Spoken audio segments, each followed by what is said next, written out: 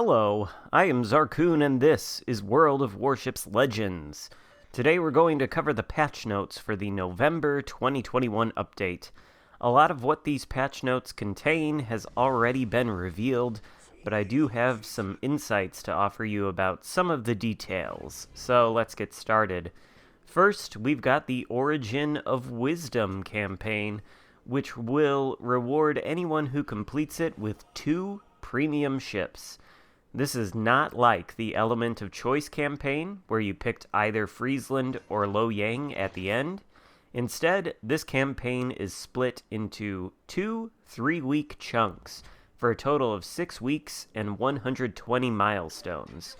Completing the first 3-week chunk gives you the premium Tier 4 French destroyer Xarkun, which, according to the patch notes, gets a main battery reload booster, so it might be quite the spicy destroyer at Tier 4.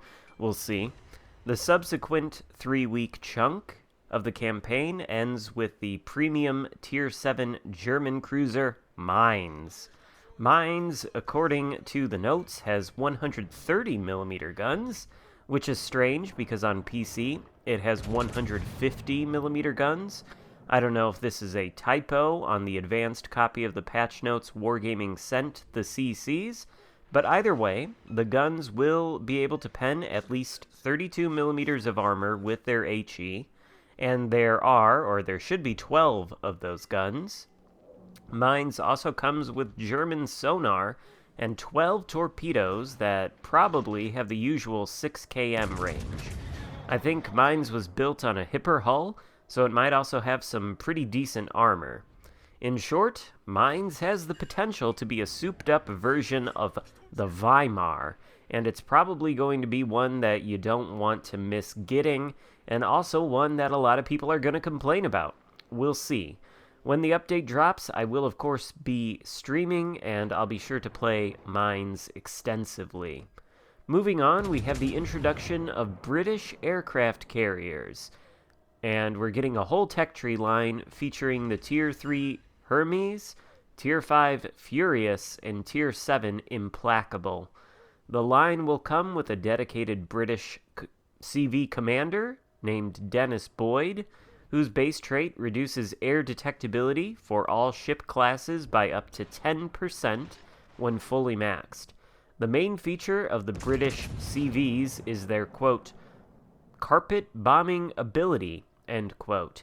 Their torpedoes also have a, quote, narrowing trajectory, end quote, which I interpret to mean they will get closer as they travel through the water rather than spread out, although I'm not sure. But we will be able to potentially see as soon as the update drops, because these CVs will be available instantly. They will not be coming to early access.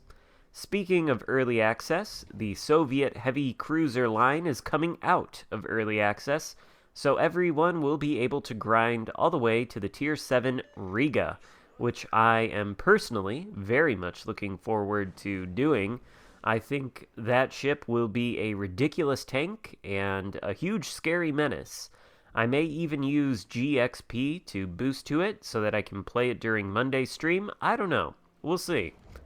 This update will, of course, extend through Black Friday, and thus the Black Friday fleet is returning.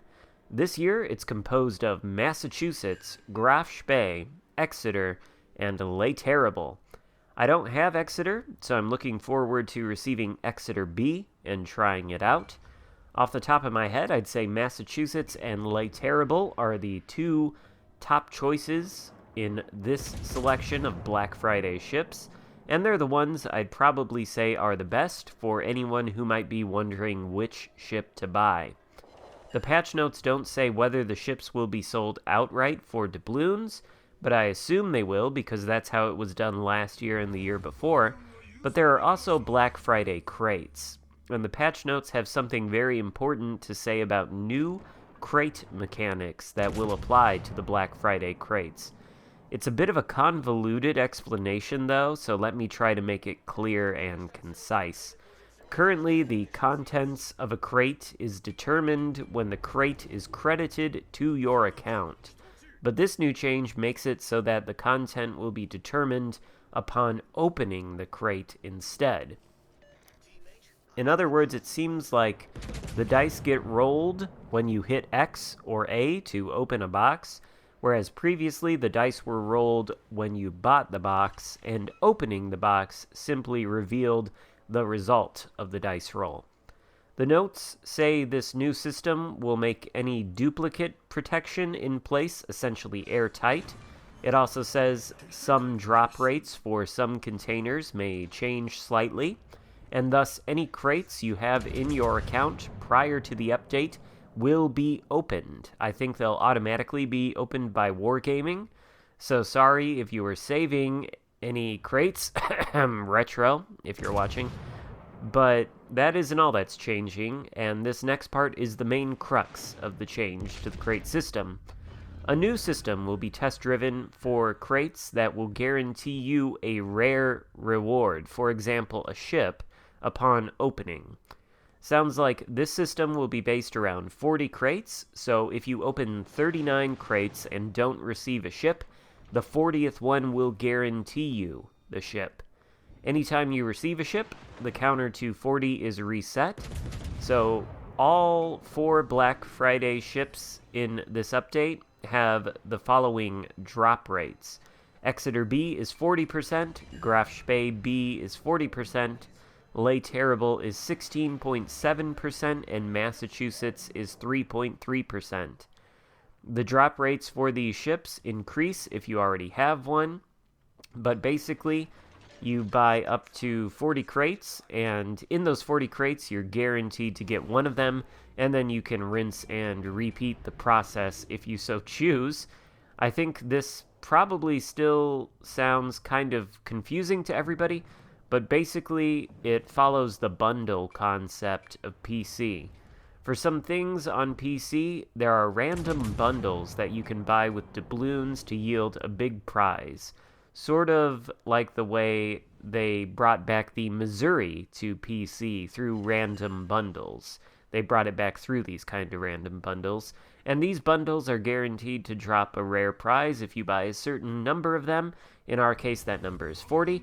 Whether this is good or bad, I don't know. It is essentially gambling, and it does tell you that in order to guarantee a big prize, you have to sort of pull the slot lever 40 times. So I guess at least you know what you're getting and how much money it's going to take to get it. But this may encourage some people who don't get the prize on, like the 10th crate to keep grinding, or not grinding, but keep buying all the way to the 40th crate. I don't know. Sounds dicey to me, but let me know what you think in the comments. Moving on, we've got more Warhammer 40k crossover stuff. The description here is full of things I don't understand because I know nothing about Warhammer 40k, but it sounds like there are 2 commanders and 2 ships. The ships are called Cross of Dorn and Ship Smasher. It just so happens that I've seen both of these ships floating around the seas on PC, and when I first saw Ship Smasher out there, I thought it was maybe a typo, but no.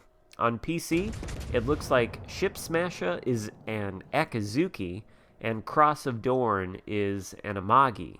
Whether that's the same when it comes to Legends, I don't know, because both of those ships are Tier 7 on Legends, and the crossover ships tend to be Tier 6 ships, so they might be something completely different when we get them. We'll ultimately see what they are, but expect them to be premium versions of existing tech tree ships, and get ready to add even more premium commanders to one or more of the National Commander rosters.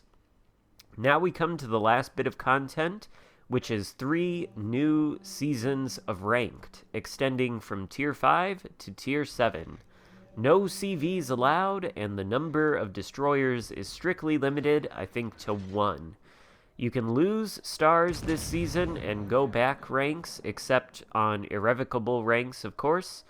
We'll see how the season goes. Personally, I do like the concept of starting at Tier 5 and ranking up into Tier 7, but whether I actually try to do this myself remains to be seen. Now, before we end, there are two major balance changes that I want to highlight. Tier 5 American battleship New Mexico is getting a buff. Main battery shell grouping is improved by 7%, and main battery reload is decreased from 34.2 to 35.5 seconds. And Kleber is getting a serious nerf to its torpedoes. Max range is being reduced from 8 km to 6 km. Apparently the spreadsheet said Kleber was too strong? I don't know. But if you've got it, play it now with the 8 km torps while they still last, because they're gonna get nerfed. And, well, there are a couple more miscellaneous changes for certain spawns and certain replacements of commander skills, but I don't really think they're all that worth highlighting. You can take a look at them for yourselves. I should have left a link to the patch notes in the description.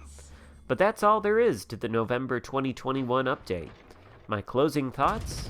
I'm looking forward to playing both Mines and Riga, because I think they both have the potential to be stupidly powerful. I'll also be happy to get Exeter B. I think new CVs are always a bad thing, but the British line is probably the least offensive one, and I'll certainly play them anyway. But let me know what you think in the comments. Give the video a thumbs up before you go, and consider subscribing. Thank you so much for watching, and I will see you next time. Goodbye.